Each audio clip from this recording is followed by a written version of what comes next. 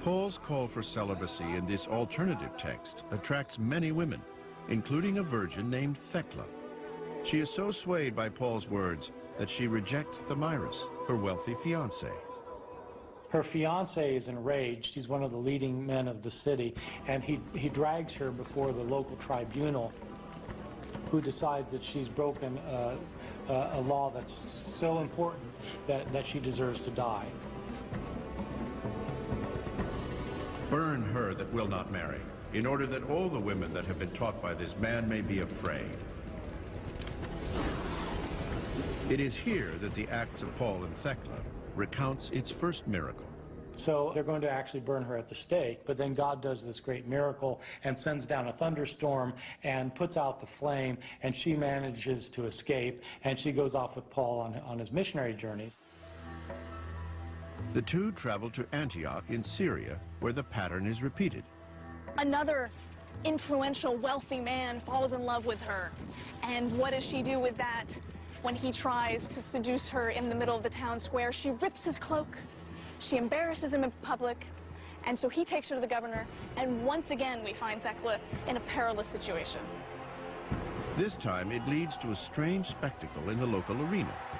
The most extraordinary scene in all of early Christian literature, bar none, because once again she's in the arena, typical, but then instead of the audience breaking down pagans against Christians, it breaks down, first of all, women against men. All the women, that is all the pagan women, are on her side.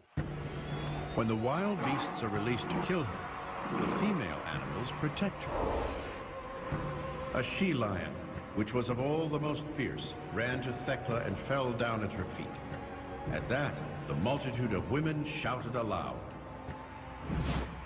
And it's this very gendered imagery of the female lion protecting her from the male bear, the male lion. And finally, she's protected by a queen who faints in the audience and thus has Thecla pardoned. Throughout the Acts of Paul and Thecla, it is the women who are the heroes, while Paul, the scholarly missionary whose letters take up nearly half of the New Testament, is portrayed in a less sympathetic light.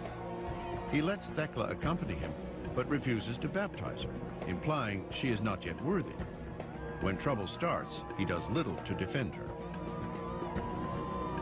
He's gone. I mean, she's in the arena fighting for her life, and he's on the road out of town.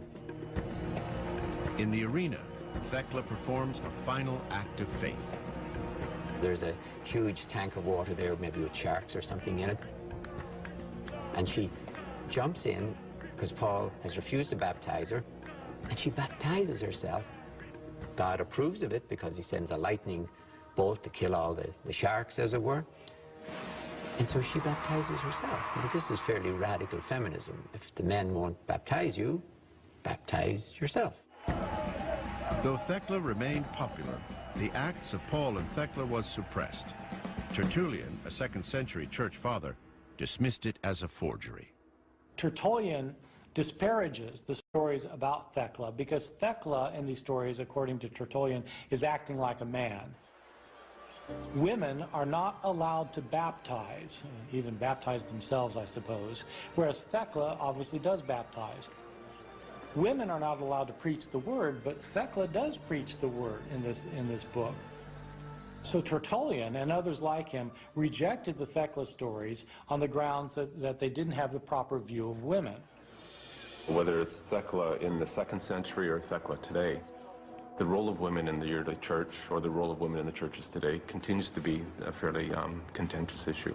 It is Thecla's celibacy, ironically, that may have branded her a feminist in the ancient world. Women, when they were young, were under the authority of their fathers. When they got married, they were under the authority of their husbands. In either case, they're under the authority of a man. Ascetic women who don't engage in sexual activities don't have to get married, and so they're not under the authority of a man. We have to recognize that for a woman to actually choose celibacy is a fairly radical thing. There is a side of Thecla that would have been deeply offensive to those that were promoting and asserting sort of a male patriarchal model.